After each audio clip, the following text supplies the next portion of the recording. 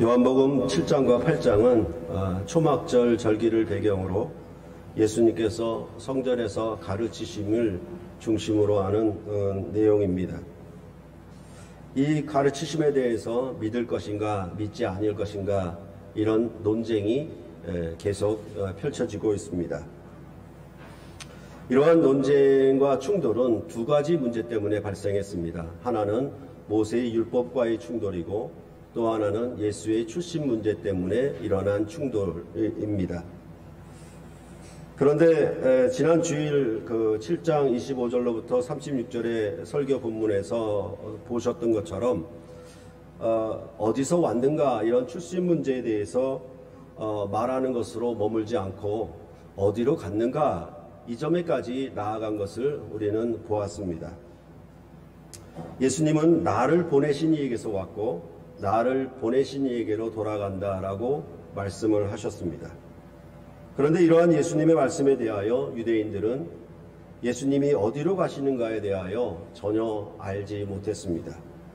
결국 예수님은 이들에 대하여 너희가 나를 찾아도 만나지 못할 터이요 나 있는 곳에 오지도 못하리라고 그렇게 말씀을 하셨던 것입니다. 다시 한번 말씀을 드리지만은 어디로부터 와서 어디로 가는가 이것은 구원의 시작과 끝을 의미한다라고 보시면 되겠습니다. 구약의 이스라엘 백성의 구원은 애굽에서 나와서 가나안 땅으로 들어가는 것이었습니다. 이 구원은 애굽에서 나와 광야를 지나며 광야에서 만나와 반석에서 나는 물을 먹고 마심으로 이루어졌습니다. 또한 시내산에서 주어진 모세의 율법의 가르침을 따라 가나안 땅에 들어가 예루살렘의 성전을 지음으로 완성이 되었던 구원이었습니다. 이것이 유대인들이 경험하고 유대인들이 들었던 그런 이스라엘 백성의 구원이었습니다. 이것을 또 다른 방식으로 우리가 표현하자면 이스라엘 백성이 지켰던 3대 절기를 따라서 표현할 수도 있습니다. 이스라엘 백성의 3대 절기는 유월절과 칠칠절과 초막절 이렇게 세 가지 절기로 말할 수 있겠습니다. 유월절은 애굽에서 나온 날이기 때문에 시작이라고 할 수 있겠고 칠칠절은 가나안 땅에 들어가 첫 곡식을 수확한 날이기 때문에 첫 날이라고 할 수 있겠는데 초막절은 가나안 땅에서 곡식을 다 수확하고 저장한 그런 날이기 때문에 이 초막절이 바로 유월절로부터 시작한 그 절기가 초막절에 완성한 것이니까 유월절에 나와서 초막절로 돌아갔다 이렇게 얘기할 수도 있다라는 것입니다.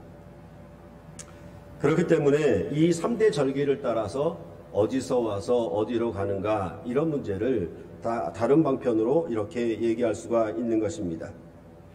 오늘 본문에서는 37절에 말하는 바와 같이 명절 끝날 곧 큰 날에 예수님께서 서서 외쳐 이르셨다라고 하는 예수님의 말씀하신 것이 그 내용입니다. 그런데 그 말씀하신 배경이 뭐냐 하면 명절 곧 끝날 곧 큰 날이라고 이렇게 말씀을 하셨습니다. 그러니까 예수님께서 외쳐 이르셨다라고 하니까 이것은 성전도 없고 예루살렘도 없으니까 우리가 다른 곳에서 하셨는가 보다라고 그렇게 이해할 수도 있겠지만은 기본적으로는 예루살렘에서 성전에서 예수님께서 말씀하신 것이라고 보는 것이 좋겠습니다. 여하튼 오늘 본문에서는 명절의 끝날이고 큰 날이다 이렇게 말씀하고 있습니다. 그러면 끝날을 왜 큰 날이라고 하는가 이 점에 대해서 우리가 먼저 알아야 하겠습니다. 초막절은 레위기에 보면 제8일까지 지내도록 합니다. 그래서 레위기 23장 34절로부터 36절에 보면은 이스라엘 자손에게 말하여 이르되 일곱째 달 15셋 날은 초막절이니 여호와를 위하여 이레 동안 지킬 것이라.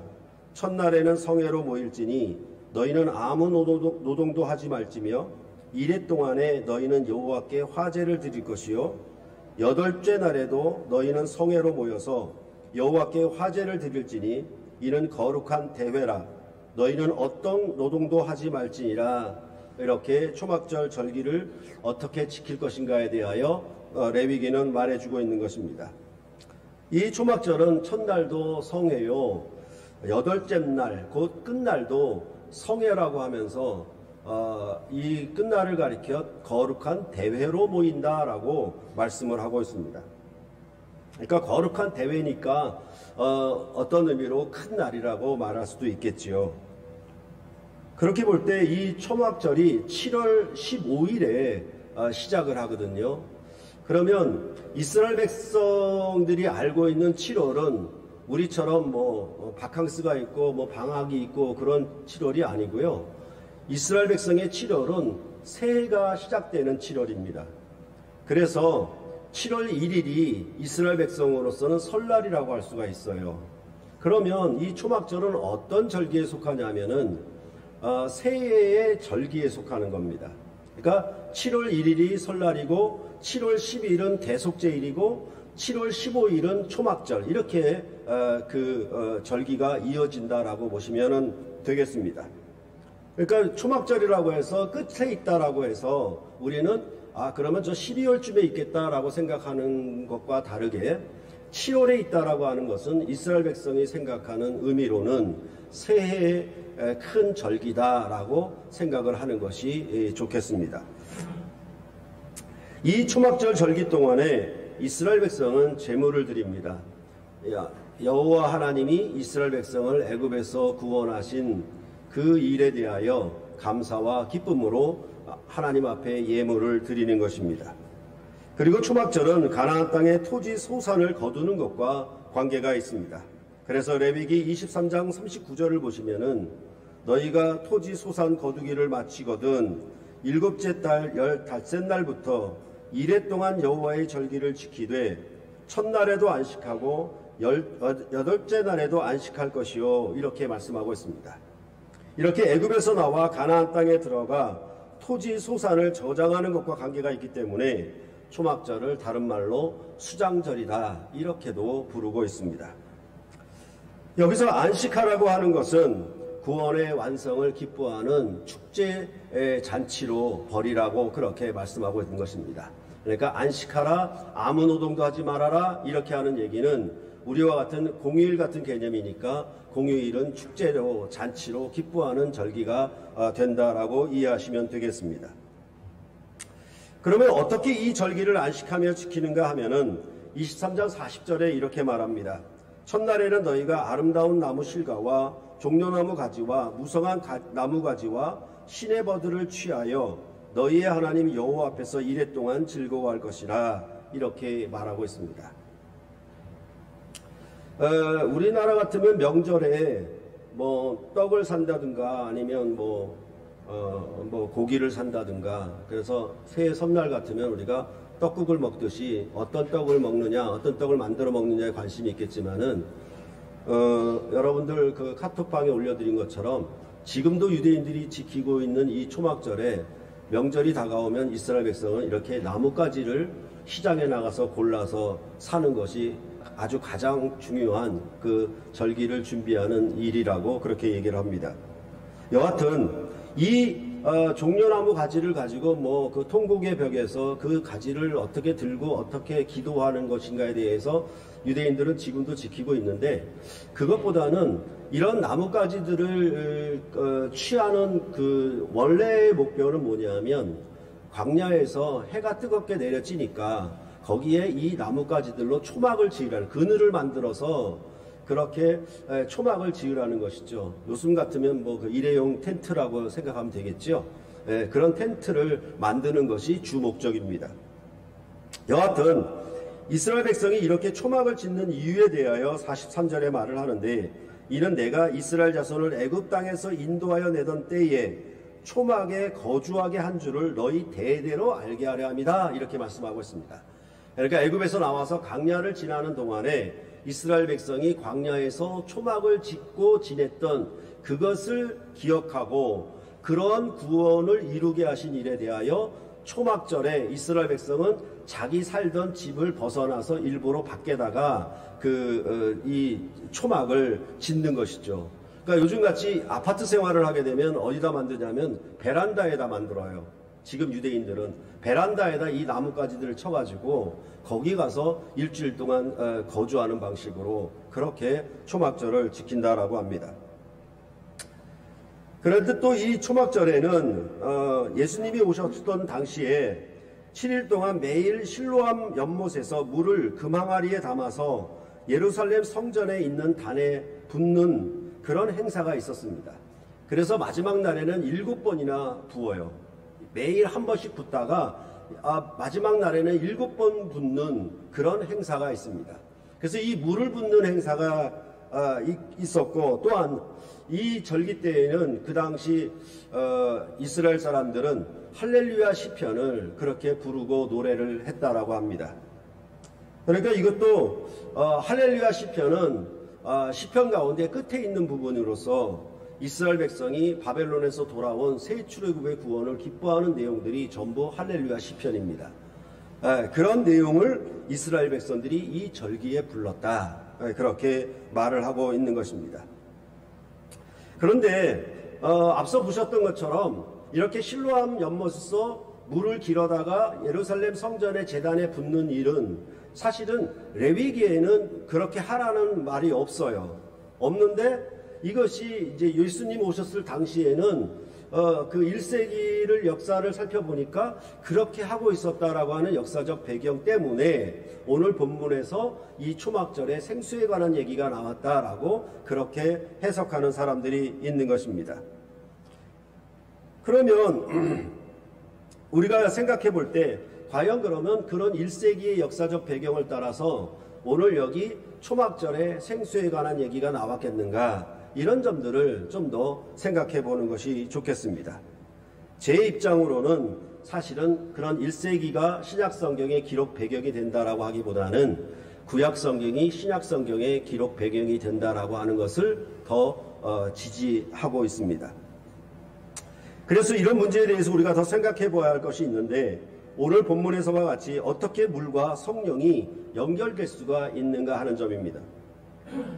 이것에 대하여 이사야 44장 3절을 보면은 이렇게 말합니다. 나는 목마른 자에게 물을 주며 마른 땅에 시내가 흐르게 하며 나의 영을 내 자손에게 나의 복을 내 후손에게 부어주리니, 이렇게 말씀하고 있습니다.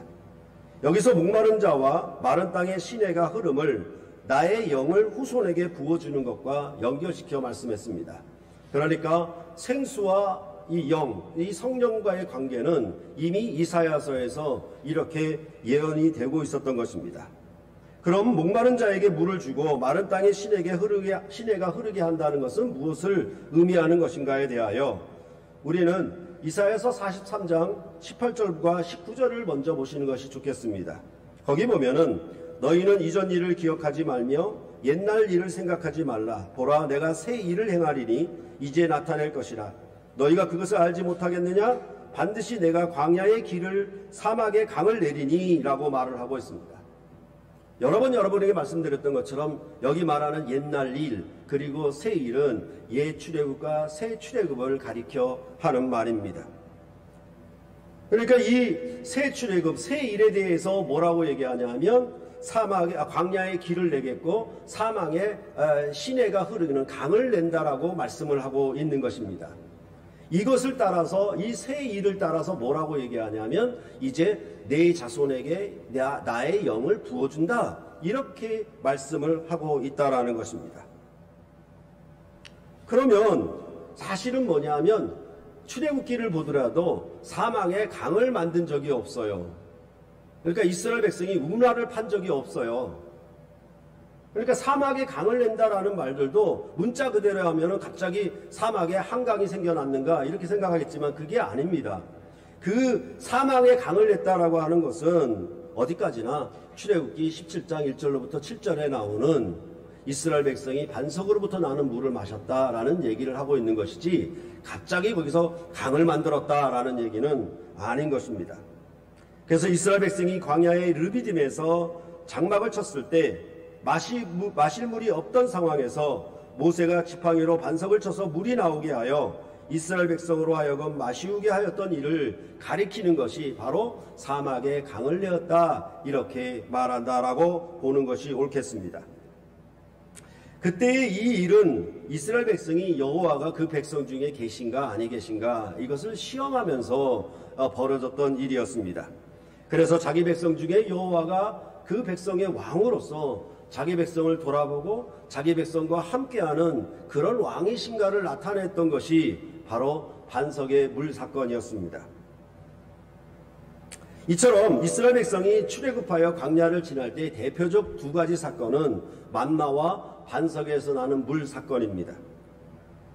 그렇기 때문에 저는 초대교회 당시 1세기 이스라엘 백성이 초막절에 실로암 못의 물을 예루살렘 성전의 제단에 부었던 그 역사적 배경만으로 오늘 본문을 해석할 것이 아니라 그보다 먼저 출애굽 당시 광야에서 있었던 물 사건을 배경으로 해야 초막절과 더 어울리는 것으로 볼 수가 있습니다. 왜냐하면 광야에서 나뭇가지로 초막을 지었던 배경이 초막절의 배경이 되었던 것처럼 역시 광야에서 사막에 광을 내었던 것이 배경이 되어야 한다라고 생각을 하는 것입니다.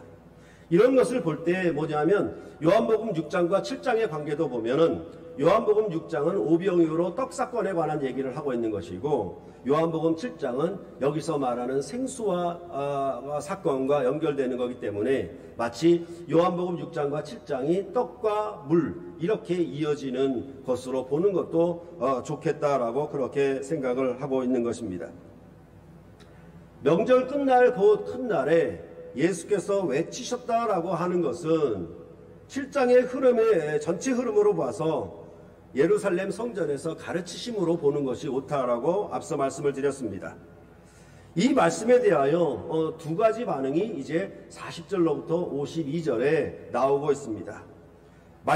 이 말씀을 그러니까 명절 곧 끝날에 예수님께서 말씀하신 이 말씀에 대한 반응이 두 가지 논쟁이 벌어졌는데 하나는 뭐냐면 무리 가운데 쟁론이 일어난 것이고 또 하나는 당국자들과 아랫사람들과의 쟁론이 일어난 것입니다.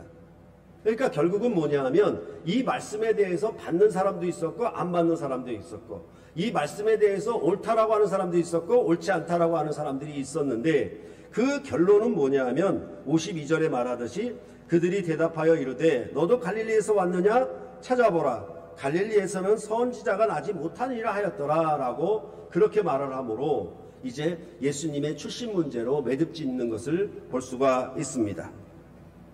그러면 예수님이 명절 곧 끝날에 하신 이 말씀은 무엇이냐 이것에 대해서 누구든지 목마르거든 내게로 와서 마시라 나를 믿는 자는 성경의 이름과 같이 그 배에서 생수의 강이 흘러나오리라 이렇게 말씀을 하셨습니다. 그러니까 누구든지 목마르거든 이렇게 얘기했으니까 우리는 항상 무엇을 생각하냐면 자기가 현재 살고 있는 형편과 환경과 조건을 이 말씀에 그냥 대입을 시켜버립니다.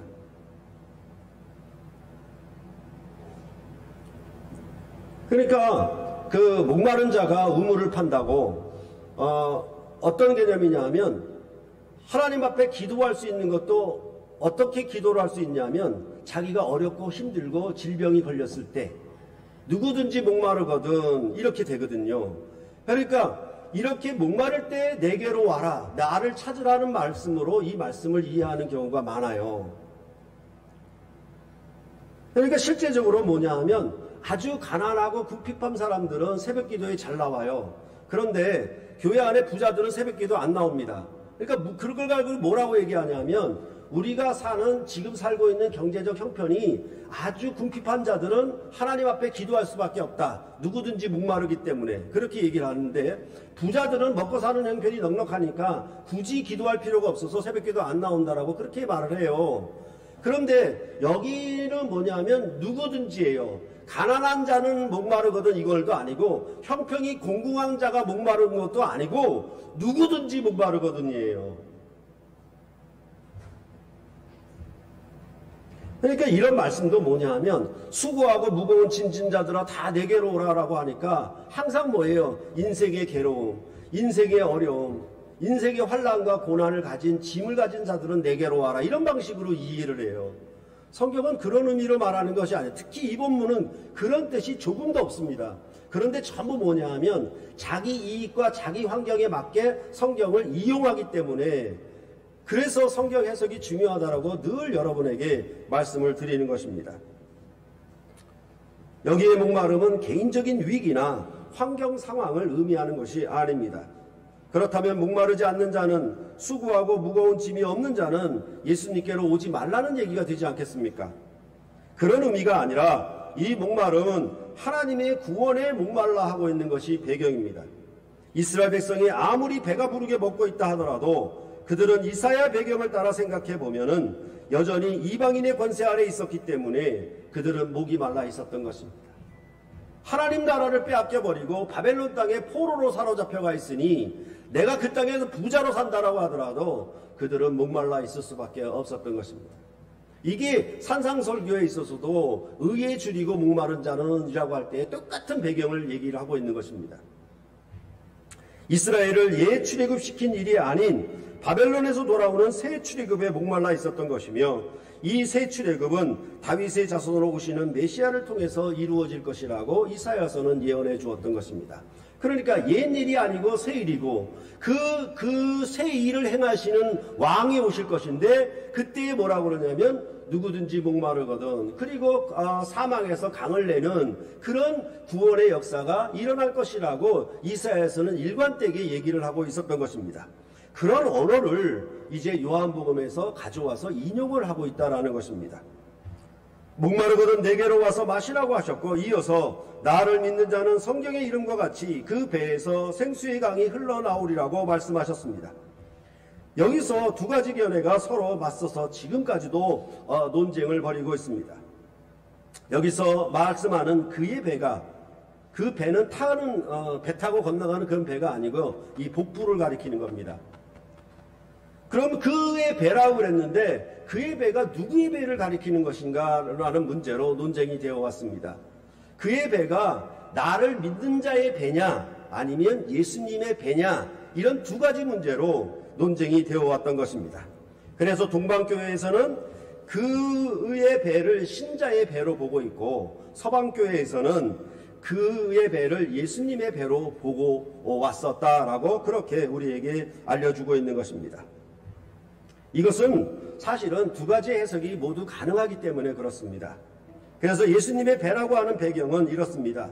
요한복음 19장 34절과 요한일서 5장 6절로부터 7절, 그리고 계시록 22장 1절을 보면은 이 말에 대해서 이런 해석에 대해서 지지하는 배경이 될 수가 있습니다. 그중 한 군병이 창으로 옆구리를 찌르니 곧 피와 물이 나오더라. 이는 물과 피로 임하신 자니 곧 예수 그리스도시라. 물로만 아니요 물과 피로 임하셨고 증거하는 이는 성령이시니 성령은 진리니라. 또 저가 수정같이 맑은 생명수의 강을 내게 보이니 하나님과 및 어린 양의 보좌로부터 나서 길 가운데로 흐르더라. 이렇게 말씀하고 있습니다. 그러니까 예수님이 옆구리에 창을 찔러서 피와 물이 나왔으니까 배에서 물이 나온 거죠. 그러니까 이것을 예수님의 배라고 그렇게 해석을 하는 것입니다. 어린 양의 보좌로부터 난다고 물이 나온다고 했으니까 예수님의 배로부터 생수의 강이 흘러난다고 하는 것입니다. 에덴 동산에서 발원했던 물이나 에스겔 성전의 문지방에서 흘러나온 물이나 모두 성전에서 나오는 물을 의미합니다. 그러면 예수님이 죽고 부활하신 몸이 성전이니까 그는 예수님의 배에서 물이 흘러나온 것, 생수가 흘러나온 것이 아니냐, 이렇게 해석을 하는 것입니다. 그리고 또 다른 한편으로는 이것은 나를 믿는 자의 배라고 하는 그런 주장에 대해서는 이렇게 말을 하고 있는 것입니다. 여기에 우리는 그 구두점 있잖아요. 피어리어드가 어디 찍혀 있는가가 매우 중요합니다. 그러니까 컴마를 찍었냐 피어리어드를 찍었냐, 이거 굉장히 중요하거든요. 문장을 구분하는 데 있어서. 그랬을 때 이 주장은 뭐냐면 37절과 38절 사이에 37절 끝에 피어리어드가 있다라고 보는 것입니다. 그러니까 37절과 38절은 연결된 문장이 아니라 37절과 38절은 서로 독립된 문장이라고 보는 것입니다. 그렇게 되면은 38절을 독립된 문장으로 보게 되면 나를 믿는 자는 성경의 이름과 같이 그에 배했을 때 그라고 하는 대명사는 나를 믿는 자를 그 문장 안에서 가리키는 수밖에 없으니까 나를 믿는 자를 가리키는 것이라 이렇게 해석을 하고 있는 것입니다. 그러면서 요한복음 20장 19절로부터 23절을 인용하며 이런 해석을 지지합니다. 손과 옆구리를 보이시니 제자들이 주를 보고 기뻐하더라. 예수께서 또 가라사대 너희에게 평강이 있을지어다. 아버지께서 나를 보내신 것 같이 나도 너희를 보내노라. 성령을 받으라. 너희가 네 죄든지 사하면 사여질 것이요. 이렇게 말씀을 하고 있습니다. 그러니까 아버지께서 나를 보내신 것처럼 나도 너희를 세상에 보낸다라고 했으니까 그런 말에서 그 배는 나를 믿는 자의 배에서도 생수의 강이 흘러나온다라고 그렇게 해석을 하고 있는 것입니다. 그러면 이 두 견해가 서로 장점이 있어요. 서로 장점이 있고 크게 단점은 없습니다. 그런데 제가 이 본문을 이해할 때는 항상 뭐냐면 문맥이 중요하니까 그러면 이런 말씀을 하셨을 때 그 뒤에 나오는 문맥에서 어떤 논쟁이 주가 되었는가, 즉 나를 믿는 자가 논쟁이 주가 되었는가, 아니면 예수가 그리스도이신 것이 논쟁이 되었는가, 이런 부분들을 우리가 보면은 우리가 좀 더 잘 이해할 수 있습니다. 그래서 앞서 말씀드렸던 것처럼 그 아랫사람들이 예수님의 이 말씀을 듣고 당국자들이 아랫사람을 보내서 예수님을 잡으러 보냈는지 잡고 오질 않았어요. 잡아오질 않았어요. 그러니까 왜 안 잡아왔냐 그러니까 뭐라고 얘기했냐면 그 예수님처럼 말한 사람은 이때까지 없었다라고 얘기를 해요. 그러니까 이것은 뭐냐면 항상 서기관과 바리새인의 가르침보다 큰 권세 있는 가르침이다. 이것은 전혀 새로운 교훈이다. 이렇게 다른 복음서에 얘기한 것과 똑같은 말이에요, 이게. 그러니까 이 아랫사람들이 들었을 때 이것은 전혀 이전에 듣도보지 못한 말씀이에요. 이렇게 해서 자기들이 잡아오지 않았다라고 얘기를 하는 것입니다. 문제는 뭐냐 하면 감히 아랫사람들이 당국자들에게 이런 논쟁을 벌일 만큼의 얘기할 그런 질서가 구약의 유대인 가운데 있었느냐라는 점입니다.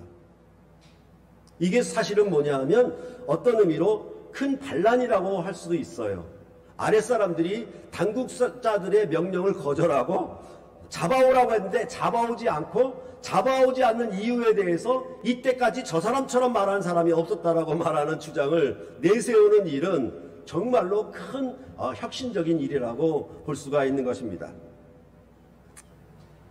그럴 때 우리는 예수님의 출신에 대해서도 다윗이 살던 마을, 다윗의 씨로 오실 그리스도에 대하여 무리가 함께 논쟁을 벌였거든요. 근데 이것이 다 뭐냐 하면 성경의 이름과 같이예요.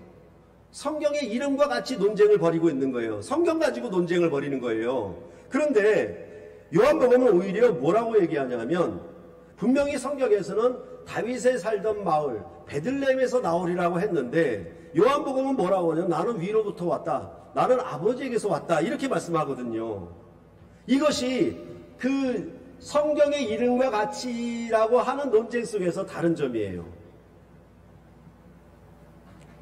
그래서 계속 말씀드렸던 것처럼 요한복음은 옛 언약의 완성이면서도 전혀 새로운 완성을 말하고 있는 것입니다. 그래서 제가 초막절이 새해의 절기라고 하는 것은 끝인데도 이 절기가 뭐냐면 새해에 속해 있어요. 그래서 여러분들에게 계속 말씀드린 거 뭐냐 하면 끝은 곧 시작이다. 늘 말씀을 드렸죠. 그렇죠? 그러니까 고등학교 졸업이면 이제 대학교의 시작이 되는 것이죠. 이런 방식이 성경 안에 품어져 있는 거예요.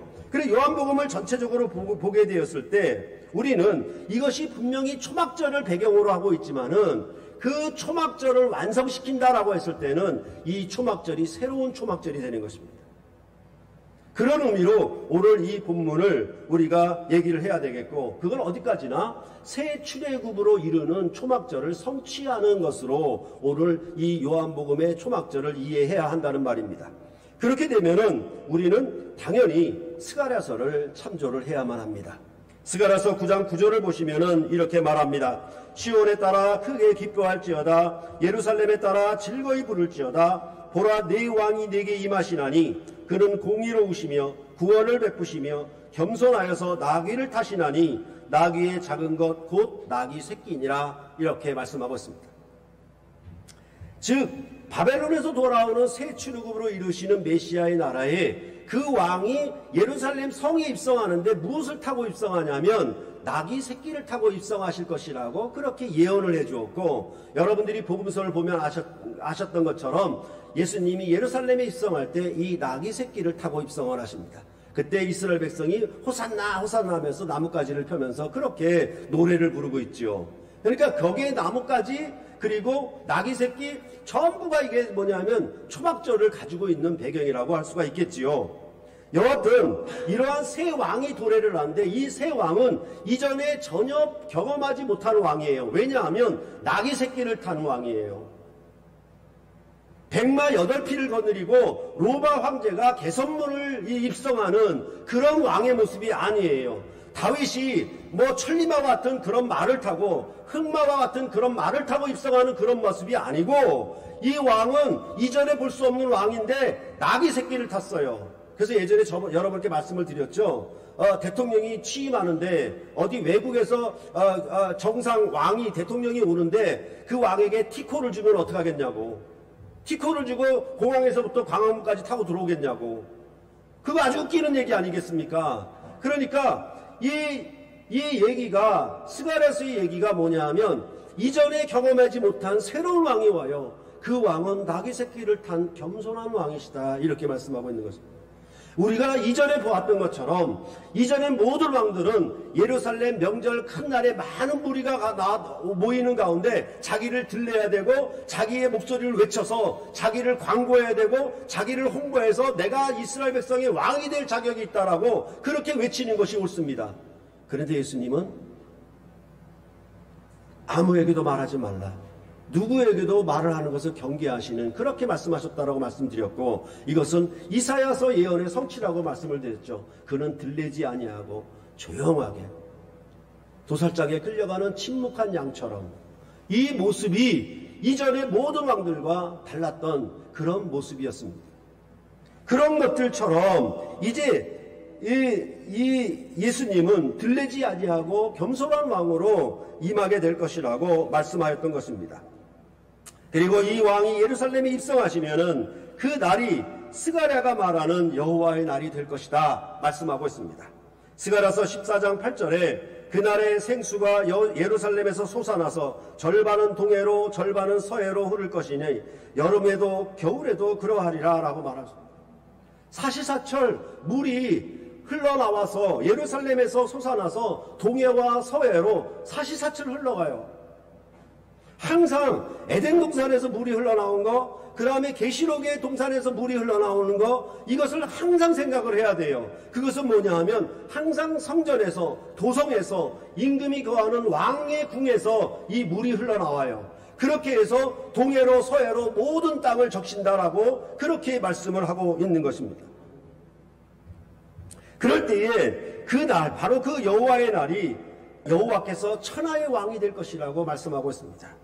14장 9절에 보면은 여호와께서 천하의 왕이 되시리니 그날에는 여호와께서 홀로 한 분이실 것이요 그의 이름이 홀로 하나일 것이라 이렇게 말하고 있습니다. 이제 그날에는 여호와께서 가나안 땅의 왕으로만 좌정하는 것이 아니라 천하의 왕이 되실 것이라고, 천하의 모든 왕 중에 왕이 될 것이라고, 만왕의 왕이 되실 것이라고 그렇게 이 스가랴서는 예언을 하고 있는 것입니다. 그렇기 때문에 이방 나라의 남은 자들도 이 왕의 구원을 기뻐하며 그 구원의 완성을 기뻐하는 절기인 초막절에 이 왕께 경배하려고 예루살렘에 올라와야 하는 것입니다. 그래서 예루살렘을 치러왔던 이방 나라들 중에 남은 자가 해마다 올라와서 그 왕 만군의 여호와께 경배하며 초막절을 지킬 것이라 이렇게 말씀하고 있습니다. 아시는 것처럼 레위기의 초막절은 어디까지나 애굽 땅에서 나온 이스라엘 자손들이 초막절에 예루살렘에서 이 초막절을 지켰습니다. 근데 여기서 말하기를 뭐라고 하냐면 이방 나라들 중에 남은 자가 올라와서 해마다 이 초막절을 지키게 될 것이라고 말씀하고 있습니다. 근데 이 초막절을 또 물과 연결시켜서 스가랴서는 말을 하고 있는데 14장 19절에 이렇게 말합니다. 애굽 사람이나 이방 나라 사람이나 초막절을 지키러 올라오지 아니하는 자가 받을 벌이 그러하니라 라고 얘기를 해서, 그 받을 벌이 뭐냐 하면 비를 내리지 않겠다고. 비가 없으면, 물이 없으면 죽는 것이기 때문에, 만약에 여기서 말하는 것처럼 애굽 나라 사람이나 이방 나라 사람이나 초막절에 여호와께 경배하러 올라오지 아니하면은 비를 내지 않을 것이다. 다시 말해서 물을 주지 않을 것이라고 그렇게 말씀을 하는 것이 그들이 당할 벌이었습니다. 그렇게 보면은 스가랴서의 초막절은 분명 레위기의 초막절과 다릅니다. 새 출애굽의 왕이 겸손한 왕으로 오신 것도 다르고, 예루살렘 성전에서 물이 흘러나와 가나안 땅만 적시는 것이 아니라 동해와 서해로 흐를 것이며, 이러한 구원의 왕께 초막절에 경배하는 자들이 예굽 사람과 이방 나라 사람도 다 예루살렘에 올라와야 한다라고 그렇게 말씀하고 있는 것입니다. 이것이 바로 새 출애굽의 구원을 예언했던 스가랴서의 초막절의 경배를 말하고 있는 말씀입니다. 그렇기 때문에 분명 생수는 그리스도로부터 나와야 합니다. 고린도전서 10장 2절로부터 4절에 보면은 모세에게 속하여 다 구름과 바다에서 세례를 받고 다 같은 신령한 음식을 먹으며 다 같은 신령한 음료를 마셨으니 이는 그들을 따르는 신령한 반석으로부터 마셨음에 그 반석은 곧 그리스도라. 그러니까 누구든지 목마르거든 내게로 와서 마시라. 그러니까 내가 반석이에요. 내가 반석에서, 이 반석에서 물이 날 거예요. 이 반석이 곧 무엇이다? 그리스도다. 이렇게 해서 출애굽의 사건, 출애굽 17장의 사건을 바울은 고린도전서 10장에서 재해석을 하는 겁니다. 홍해를 건넌 사건도 세례라고 재해석을 했듯이 이제 그 반석은 그리스도다, 이렇게 해석을 하고 있는 것입니다. 그런데 앞서 말씀드렸던 것처럼 구약에서는 예루살렘 성전에서 나는 물은 들어보았지만은 이제 나를 믿는 자의 배에서 나는 생수의 강은 들어본 일이 없을 것입니다. 그러니까 그 아랫사람들이 와서 하는 말 속에서 그 사람들이 들은 말은 예루살렘 성전에서 나는 물은 들어봤을 거예요. 근데 나를 믿는 자의 그 배에서 생수의 강이 흘러나는 것은 들어본 적이 없을 거예요.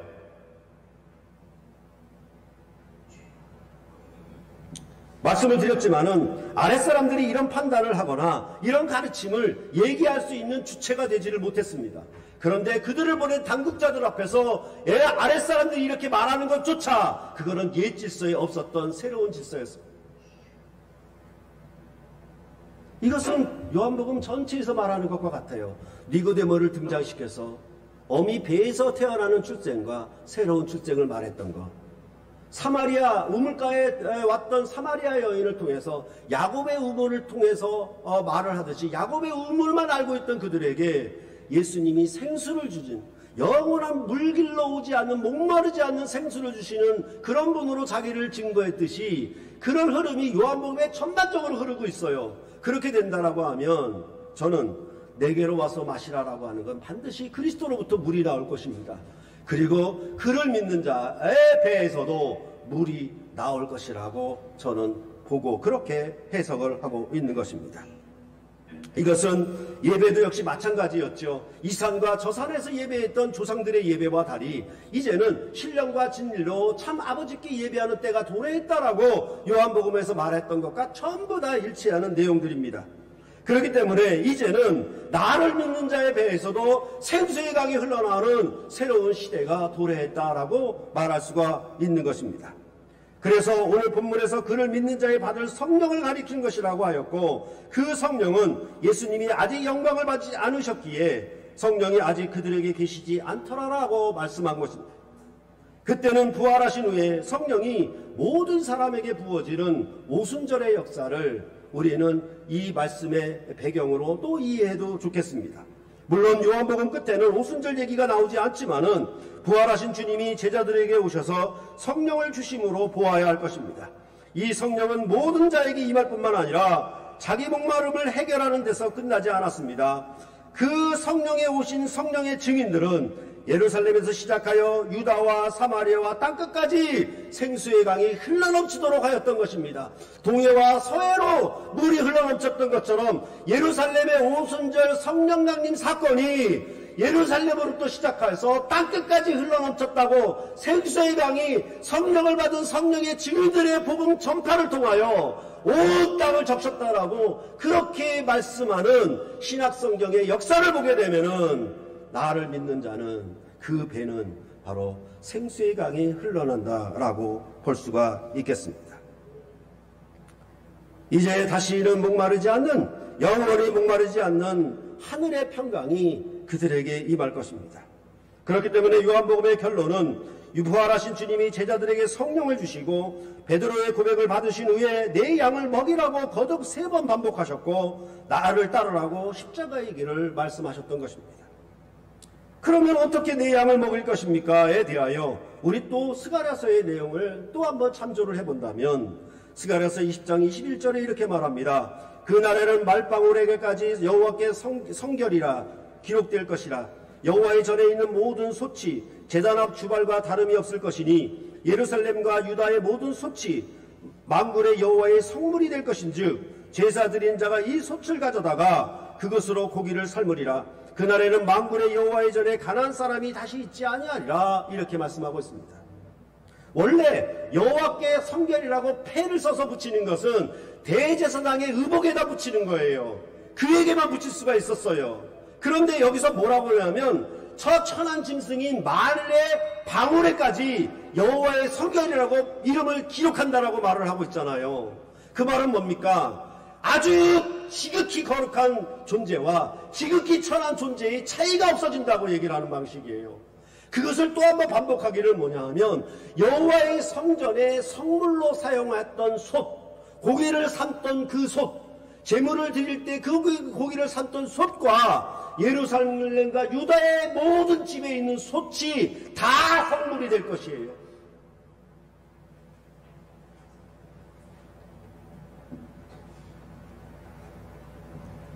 이것은 뭐냐 하면, 이제 당국자들과 아랫사람, 갈릴리 출신, 나사렛 사람 출신, 유다 출신, 이런 방식의 차별이 없어진다는 얘기입니다. 겸손한 왕이 돌아오는 새 출애굽의 영광의 나라, 이 하늘나라에는 이러한 민족적인 차별, 신분적인 차별, 부자와 가난한 자의 차별, 이런 것들을 전부 사라지게 하겠다라고 그렇게 말씀합니다. 그렇기 때문에 평강이 임한다라고 얘기를 합니다. 항상 차별이 있는 곳에는 뭐냐 하면 싸움이 일어나게 되어 있습니다. 차별이 있는 곳에는 무조건 다툼이 일어나게 되어 있습니다. 사회가 부자와 가난한 자로 그때 그거로 갈려져 있을 때는, 양극화 현상이 벌어질 때에는 대통령을 근심을 해야 되는 거죠. 반드시 반란이 일어나게 되어 있습니다. 폭동이 일어나게 되어 있습니다. 마찬가지로 지금 일어나고 있는 인종차별의 사건들도, 미국이 경험하고 있는 인종차별의 사건들도 바로 폭동으로 연결되게 되어 있는 것입니다. 큰 싸움으로 연결되어 있는 것이죠. 그것을 조장한 대통령이 교회 앞에 가서 사진 찍으면서 성경을 들었다라고 하니까 정말 기가 막힐 일이고 정말 코가 웃을 일입니다.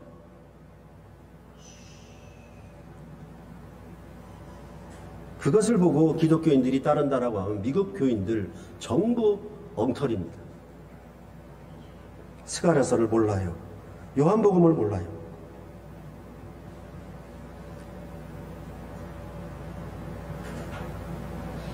이는 예수님께서 나를 보내신 이에게로부터 와서 나를 보내신 이에게로 가는 새 구원의 나라를 완성함으로 이러한 새로운 질서와 영광의 나라가, 평강의 나라가 도래할 것입니다. 그래서 이 말씀은 또 로마서 11장 36절과도 같지요. 이는 만물이 주에게서 나오고 주로 말미암고 주에게로 돌아갑니다. 어디서 왔다 어디로 돌아간다는 이 구원의 패턴은 똑같아요. 성전에서의 가르치심은 그의 말씀을 진리로 받아들여 그 말씀을 지키며 그 말씀 안에 거하는 것입니다. 그것은 곧 성령이 교회에게 부어지심이며 성령이 반석의 물처럼 이스라엘 백성과 늘 광야 가운데 동행하여 함께하였던 것 같이 성령의 인도하심을 따라 우리의 배에서 생수의 강이 흘러나와 모든 나라와 민족을 적셔 생명수가 되게 하는 것이며 그 물은 영생수입니다. 그 물을 먹고 마시는 자는 반드시 뭐가 따라오냐면 평강이 따라오게 되고 화평이 따라오게 되어 있는 것입니다. 그렇기 때문에 성령의 역사는 방언한다, 벌벌 떤다, 막 뒤집어진다 이게 아니고 성령의 역사는 차별을 없애는 역사입니다. 등급을 없애는 역사입니다. 이것이 우리 그리스도인의 최대 명절로 완성하신 하늘 백성의 삶이 되고 생명이 될 것이라고 그렇게 말씀하고 있는 것입니다. 그렇기 때문에 예수님의 계명도 자기 몸과 이웃 몸을 차별하지 말라고 말하는 것입니다. 자기 몸처럼 이웃을 사랑해라 이렇게 되고 있는 것입니다. 자기 가족과 하늘 가족의 차별을 없앨 것입니다.